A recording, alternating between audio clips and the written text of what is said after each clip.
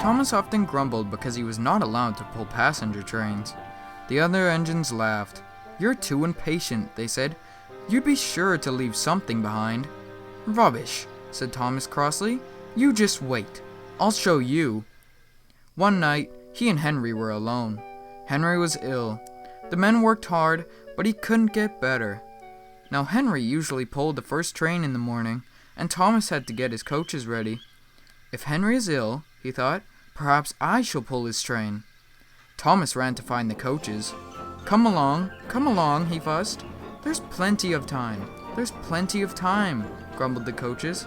He took them to the platform and wanted to run round in front at once, but his driver wouldn't let him. "Don't be impatient, Thomas," he said. So Thomas waited and waited. The people got in. The guard and station master walked up and down. The porters banged the doors, and still Henry didn't come. Thomas got more and more excited every minute. The fat director came out of his office to see what was the matter, and the guard and station master told him about Henry. "Find another engine," he ordered. "There's only Thomas," they said.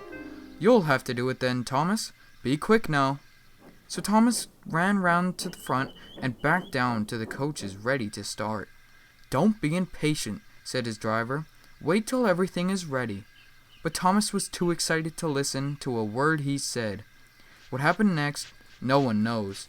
Perhaps they forgot to couple Thomas to the train. Perhaps Thomas was too impatient to wait till they were ready. Or perhaps the driver pulled the lever by mistake. Anyhow, Thomas started. People shouted and waved at him, but he didn't stop. "They're waving because I'm such a splendid engine," he thought importantly. "Henry says it's hard to pull trains, but I think it's easy." "Hurry, hurry, hurry," he puffed, pretending to be like Gordon. As he passed the first signal box, he saw the men leaning out, waving and shouting. "They're pleased to see me," he thought. "They've never seen me pulling a train before. It's nice of them to wave." And he whistled, "Peep, peep, thank you," and hurried on. But he came to a signal at danger. "Bother," he thought. "I must stop, and I was going so nicely too. What a nuisance signals are." And he blew an angry "peep, peep" on his whistle. One of the signalmen ran up. "Hello, Thomas," he said. "What are you doing here?" "I'm pulling a train," said Thomas proudly. "Can't you see?" "Where are your coaches then?" Thomas looked back. "Why, bless me," he said, "if we haven't left them behind." "Yes," said the signalman. "You'd better go back quickly and fetch them." Poor Thomas was so sad he nearly cried. "Cheer up," said his driver. "Let's go back quickly and try again." At the station, all the passengers were talking at once. They were telling the fat director, the station master, and the guard what a bad railway it was.